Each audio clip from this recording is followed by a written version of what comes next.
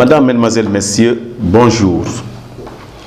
Le sujet d'aujourd'hui porte sur la sociologie urbaine, qui est une discipline très riche en concepts, mais c'est aussi elle qui nous a permis aujourd'hui de mettre en place une bonne méthodologie qui tourne autour de l'approche qualitative, qui, comme vous le savez, date de 1920.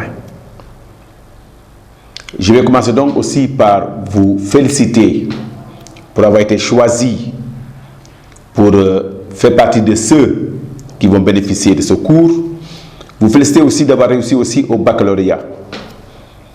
Et comme vous le savez, vous êtes dans l'enseignement supérieur qui est de plus en plus gouverné par les TIC, par les nouvelles technologies de l'information et de la communication.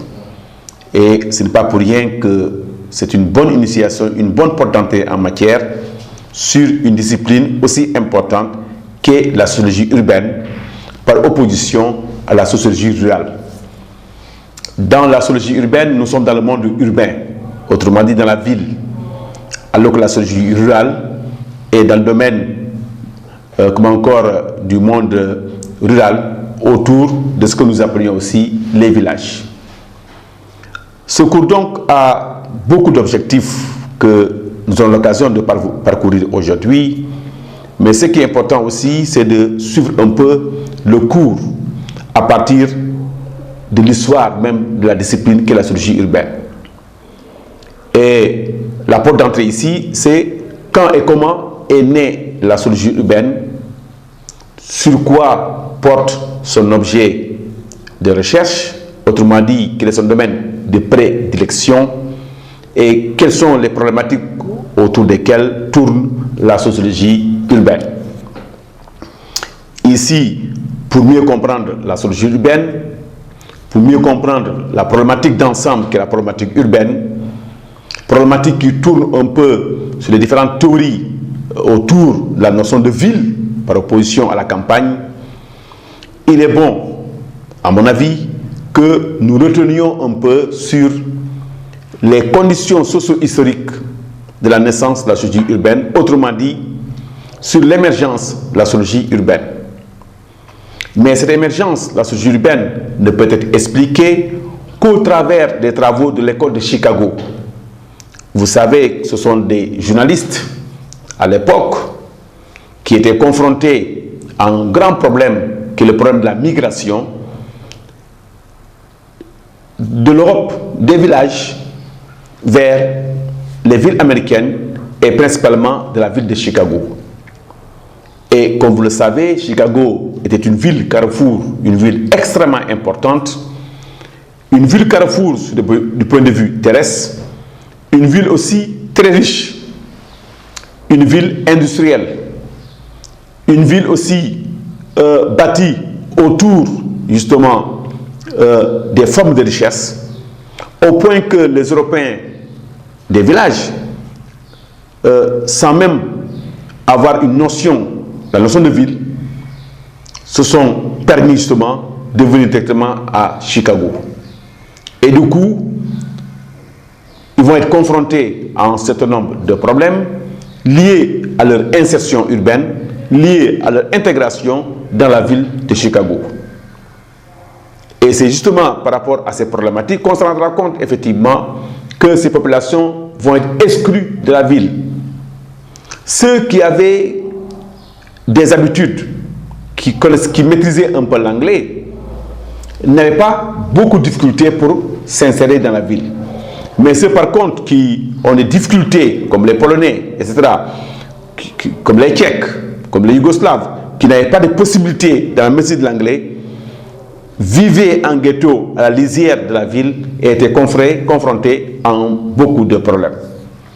Et les sociologues aussi ont expliqué le devenir, l'accroissement de la ville de Chicago en empruntant une métaphore qui est ce qu'on appelle l'écologie urbaine, en montrant également que la naissance d'une plante peut traduire effectivement, du point de vue spatial, la naissance d'une ville. Si on fait une comparaison de la façon dont une plante naît et de la façon dont une ville croît, on se rend compte que on a un parallélisme des formes qui fait qu'aujourd'hui, on peut travailler à partir du paradigme écologique ou de l'écologie qu'on appelle plus tard l'écologie urbaine. Et deux visions de ce qu'est la ville vont se dégager rapidement. D'un côté, vous avez le point de vue des Américains et de l'autre côté, le point de vue des Français. Mais en même temps aussi, l'occasion était aussi belle pour qu'on puisse aussi travailler sur ce qu'on appelle plus tard l'idéologie urbaine. L'idéologie urbaine dans laquelle justement on va prendre la ville comme étant une configuration spatiale d'un côté et de l'autre côté aussi on va prendre la ville comme un laboratoire social. Autrement dit, la ville va être un terrain d'investigation pour nous permettre aujourd'hui d'expliquer tous les problèmes, tous les maux qu'on rencontre en milieu urbain. Que ce soit le problème de la mendicité, que ce soit le problème de la pauvreté, que ce soit le problème de la criminalité, ce qu'on appelle les formes parallèles de régulation urbaine, que ce soit les problèmes du grand banditisme, que ce soit les problèmes des mariages, des enfants, etc.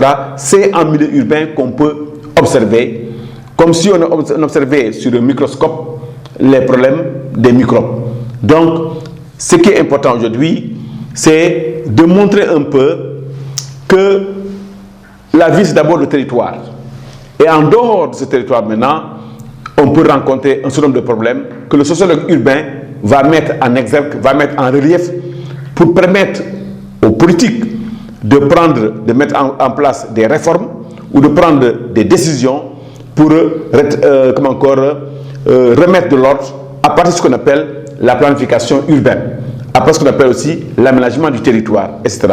Donc, au départ, les chercheurs ont essayé de tâtonner, de chercher un peu ce qu'on peut définir comme ville.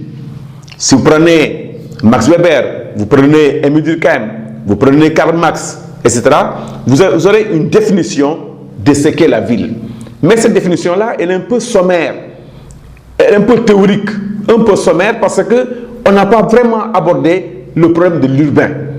Il a fallu progressivement avancer pour qu'on puisse maintenant de plus en plus passer des prémices aux définitions actuelles de la ville. Et c'est justement dans ces définitions actuelles de la ville qu'on a été amené à regarder la ville de plusieurs angles d'attaque. D'un côté, vous avez la ville telle qu'elle est appréhendée par les géographes, vous avez la ville telle qu'elle est appréhendée par les administrateurs, vous avez la ville telle qu'elle est perçue par les architectes et les aménageurs, vous avez la ville telle qu'elle est analysée par les psychanalystes et les historiens, et la ville telle qu'elle est perçue par les sociologues et les idéologues. Et c'est à partir de ce moment-là qu'il m'a paru important de revenir un peu à partir de ce plan sur l'histoire de la sociologie urbaine, en essayant de retracer les conditions socio-historiques de sa naissance ou de l'émergence, en partant tout d'abord des travaux de l'école de Chicago, où j'avais expliqué à l'époque qu'à Chicago, les populations, encore la société américaine était confrontée à ces problèmes-là. Malheureusement, il n'y avait pas de spécialistes en la matière pour essayer de comprendre et d'analyser le problème de l'immigration ou de la migration. Et voilà pourquoi les journalistes de Chicago étaient obligés d'aller en Allemagne auprès de George Simmel. George Simmel, qui lui aussi travaillait sur la sociologie urbaine, mais à partir des concepts, comme le concept de personnalisation, dépersonnalisation, le concept de socialisation, désocialisation, pour montrer effectivement, pour nous permettre de lire la trajectoire des individus, etc. Et donc, ce qui est important ici, comme le fait remarquer le professeur Y. Mayer, c'est de montrer que la sociologie urbaine n'est pas pour autant la sociologie de tout ce qui se passe dans la ville. Il y a donc grand sens à délimiter le domaine de compétence de la sociologie urbaine sur la page d'un partage entre les villes et les campagnes. Et la sociologie urbaine, comme vous le constatez, se centre plutôt sur la dimension proprement urbaine des différents aspects de la vie sociale. Et aujourd'hui, on se rend compte que c'est une discipline très riche qui a amassé un certain nombre de connaissances sur la ville et qu'il était important aujourd'hui de montrer qu'au-delà de la gestion des villes, il faut d'abord maîtriser un certain nombre d'informations relatives aux différentes composantes des villes. Donc, ce qui est important ici, comme vous le voyez, c'est de partir toujours des travaux de l'école de Chicago, en montrant bien aujourd'hui que la ville est aujourd'hui, dans sa matérialité du moins, un fait de société. Et à la fois donc territoire et unité de vie collective, milieu et enjeu, cadre physique et nœud de relation entre les différents sociaux. On peut donc, à travers les concepts que vous voyez ici, qui tournent autour de la sociologie urbaine, essayer de comprendre les tensions qui la traversent ou qui la constituent. Dès lors, la sociologie, comme vous le voyez aussi, va nous permettre de faire une analyse générale de la société et de ses transformations. C'est justement par rapport à cette analyse de la société de transformation que la sociologie urbaine va faire une incursion, une irruption, pour nous permettre aujourd'hui de mieux comprendre ce qu'est la ville. Et de ce fait, aujourd'hui, ce qui est important, c'est de voir un peu que la sociologie urbaine va nous permettre de comprendre les rapports d'interaction et de transformation qui existent entre les formes d'organisation de la société et les formes d'aménagement des villes. Tantôt donc, nous parlerons de morphologie sociale, tantôt nous parlerons de morphologie urbaine.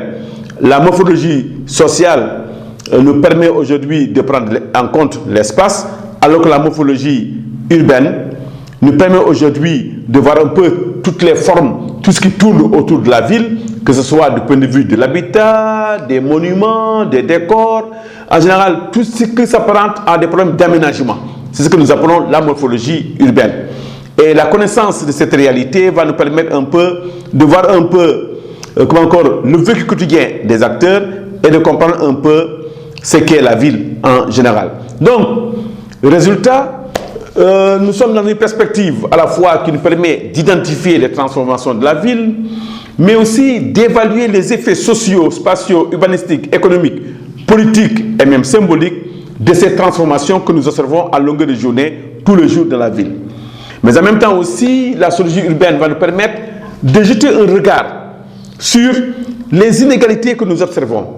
Que ces inégalités soient d'ordre social, liées à des transformations ou à des modalités de l'action politique, publique, plutôt l'action publique qu'elle incarne. Il y a aussi, ce qui est important aussi, c'est de lire la ville dans ses différentes dimensions, la dimension sociologique et à partir aussi des outils que cette discipline nous donne pour nous permettre de connaître les approches, les outils de recherche et les méthodes de sociologie en essayant d'apprendre autant que possible la complicité de la vie sociale dans le milieu urbain. Et comme vous le voyez donc, ce qui est important aussi, c'est de s'arrêter un peu sur les théories de la ville. C'est de s'arrêter un peu sur les théories de la ville que nous allons traverser à partir du chapitre 1 que nous avons intitulé « La problématique urbaine, quelques théories de la ville ».